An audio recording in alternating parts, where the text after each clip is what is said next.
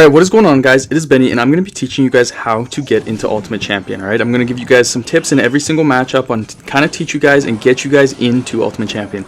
Now, the first thing I'm going to recommend here is pick the right win condition to level up and stick with it, okay? Now, a great example of that is going to be picking something like Hog Rider or Mortar, because these are two cards that have been in the meta for a very long time. They're very strong. You know, every season, like, they might not be overpowered necessarily, but they will always be good. And so, you know, these are win conditions that you should pick to level up. Now, you know, there are other examples of this. Golem, for example, has been in the meta for a while. Lava Hound is pretty solid. So there are a ton of examples of this that you can take and that you can choose for the meta. Now, another thing I'm going to recommend for you guys is make sure that when you're leveling up these win conditions, you stick with it, okay? Now, what I mean by this is if you're going to level up Hog Rider, don't kind of get discouraged halfway through and switch your win conditions, unless you want to play a new deck, obviously. But if your goal is to get into Ultimate Champion, you need to have high levels and you need to stick with the same decks, okay? Because what ends up happening is if you kind of switch around and you try to just play to every meta strength when you're a lower account, you're not really going to make it in to getting that right card leveled, unless maybe, I mean, like, if you're able to spend money on the game, then maybe you might get lucky, but you know, that can definitely be an issue.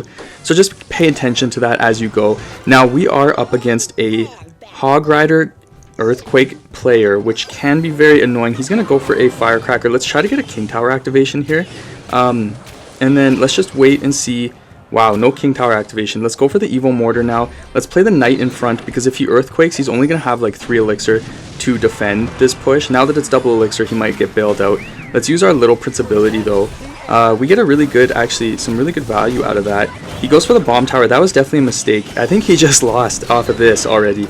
He'll probably be able to Earthquake to kind of like slow down how much damage he's taking, but I don't think it's going to be soon enough. Wow, okay. That's crazy. Definitely the best evolution ever, because even if it's not super OP, like, its effect is insane. It completely changes a match. He's going to go all in, but that is not going to work for him this match. We get the defensive Mortar down, and we will take all of this out. Let's cycle the Skeleton Barrel.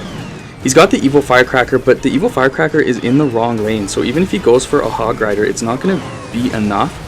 The Evil Firecracker is not going to back him up. There's the Hog Rider. Let's play a really high Mortar to try to avoid the Earthquake. Here comes the Earthquake probably, but we'll just play Spear Goblins to the side. Little Prince is on the Hog Rider. We can log it. Good game, and let's get right into the next one.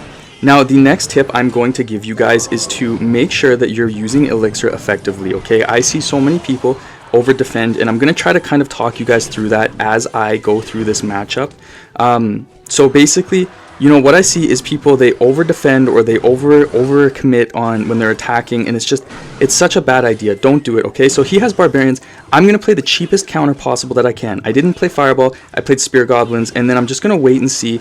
Now, obviously, you know what? I'm going to take a hit here, but you have to think, okay, what's more important? A little bit more Elixir or taking that hit, okay? And I'm okay with taking 2 Barbarian hits. Oh my god, okay. Pause. We got to focus up here. Hopefully he doesn't get the Goblin Giant down in time. I don't think he will, thankfully, but that could have been bad. Holy. But anyways, you have to try to make sure that you're not using too much Elixir at any point. Now, also a really good example of this is fireballing their pump, because you don't want them to have an Elixir advantage. That just goes to show like how important Elixir is in this game, okay? He's going to play minions. I'm going to play, again, my cheapest counter, which is Spear Goblins. You should always be trying to use your cheapest counter possible. He goes for the Rage. I'm going to go for the EvoMortar. He might get the Goblin Giant down in time, but he actually messed up. Oh, wait, no, never mind. He's got Evo Barbs in Cycle. But our Mortar Shot will get a hit. Then we can just log, and we can split the Goblins right here to counter that and negate any crazy damage. He might get 1 hit.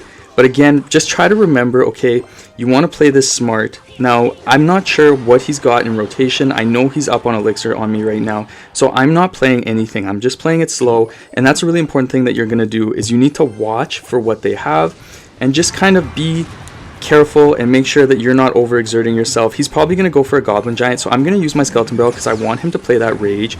Then I'm going to play a defensive Mortar.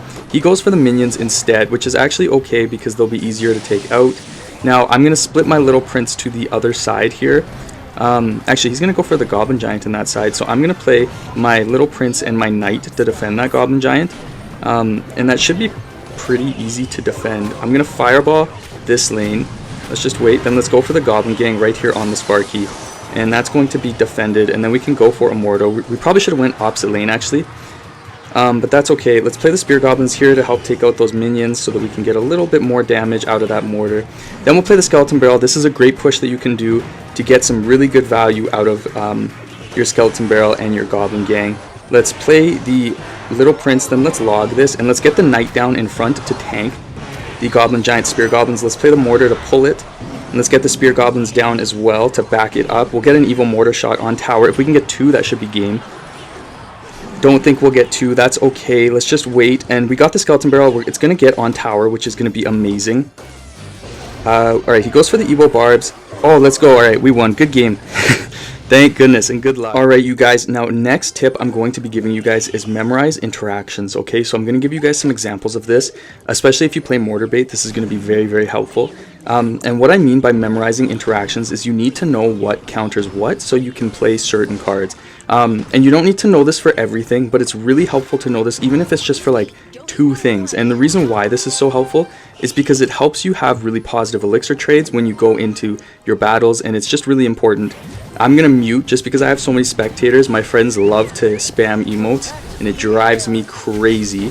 He's got the E-Giant coming, which is actually kind of annoying. Let's just wait and see kind of what he plays, and then I'm probably gonna Fireball here just to kind of take all of this out, and then we can play the Knight to counter this Dark Prince and the Bomber, and he shouldn't have Elixir to play anything else, which is good. And that Bomber should be full countered. Now this is a very dangerous deck. The Archer Queen is very annoying, and so something you have to remember with Archer Queen is 1 Fireball does not kill her. It's 1 Fireball and then a couple tower shots. I think it's maybe 1 or 2. So you have to really be aware of that, and sometimes it isn't really worth fireballing the Archer Queen because if they can pop their ability, even if your tower, even if it's 1 shot, they can just pop the ability and get some damage with it. He's gonna go for the Tornado with the Skeleton Barrel. Now I'm gonna play my Spear Goblins. That'll force out his Archer Queen. And then I'm gonna play my Goblin gang here. If he uses the Archer Queen ability, I can even just log to interrupt her if needed. But so we'll do that, and then let's go for a Mortar here because the elixir advantage, it's not like we have a crazy one, but he's gonna go for the cannon, which is okay, not a big deal.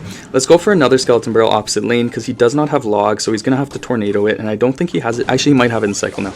No, he doesn't. And he's gonna have to play a Bomber, so we get some good damage. Now if they don't have a good counter to one of the cards that you're playing, it's so important that you take advantage of that and kind of memorize that. I'm gonna play the EvoMortar. I'm gonna have to Fireball all of this because these skeletons are going to go absolutely sicko mode.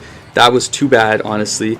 Now I'm just gonna wait. I'm gonna have to play my Knight here, play Spear Goblins here, then he's probably gonna pop the Archer Queen ability, so let's just log here, get the Dark Prince down, and then there's the Archer Queen ability. We can let her walk a little bit, then we'll play the Goblin gang. He's gonna go for the E-Giant. Let's play the High Mortar. Now the Spear Goblins are going to be hitting the E-Giant, so we don't need to play another counter quite yet. Let's play the Little Prince now, and then let's use the ability in case he has Lightning, and that should push the E-Giant all the way back, and we're chilling on that. Now the cannon is up, so we cannot play our Skeleton Barrel right away. Now we can play it. He's gonna go for the Archer Queen. That is okay. The Dark Prince is probably going to take out our Little Prince, but again, not a big deal. I'm probably gonna Fireball this just for some good value. There's the Archer Queen. Let's play the High Mortar, and then let's play the Spear Goblins and force out a counter. If we log here, we should also get the Bomber, unless our thing is stupid. Let's play the Knight up high, and now let's just wait and see what he plays. Alright, we defend that pretty well. I don't think we're going to have to play another counter, which is good. Now if we go for the EvoMortar, we have to expect a cannon in front, so let's play the Spear Goblins here. There's the cannon. Let's also log. Then let's go for the Skeleton Barrel. Oh, we almost get the lock. That would have been perfect. Okay, we're going to have to play our Little Prince, and we're going to have to use our Little Prince ability here, which is kind of unfortunate, but that's okay. We're going to get some really good damage on the left side. Now let's just kind of wait. We'll play the Knight right here to counter the Dark Prince and the Bomber. Now we are in the lead, and he hasn't played one of his cards, I think, so we should expect a Lightning. I'm going to go for a high defensive Mortar to take out that cannon and the Archer Queen. Our placement is not the greatest, but that's okay. Let's play the Skeleton Barrel to put some pressure on him. Let's also Fireball, because with the Mortar shot, that Archer Queen will get low. We're going to log as well, because she uses the ability. Let's wait to play anything else. Now we'll play the Little Prince, because it's not in tornado range. Then we can play a High Mortar. Now I'm playing it in the middle because I don't want him to be able to play that E-Giant and let it just walk around. Let's cycle these Spear Goblins in this same lane. He is not going to use the Tornado to counter that, which is good. We have the Knight down. Let's Fireball right here, just because we can get the Bomber and the Archer Queen, and he can't pop the ability. We'll log this back and then just wait. Let's play the Spear Goblins. Let's play the Little Prince here. We have the EvoMortar to kite everything, which is good. We will play the Knight up high. Let's use our Little Prince ability. Then we're going to have to log, and I think we're actually going to have to Fireball just to prevent any crazy damage. Otherwise, it could be dangerous. We can just play our Goblin Gang here, Spear Goblins here to stop the Archer Queen from getting a lock, and that is going to be good game. Holy moly, what a stressful and sweaty match, and let's give him a good luck.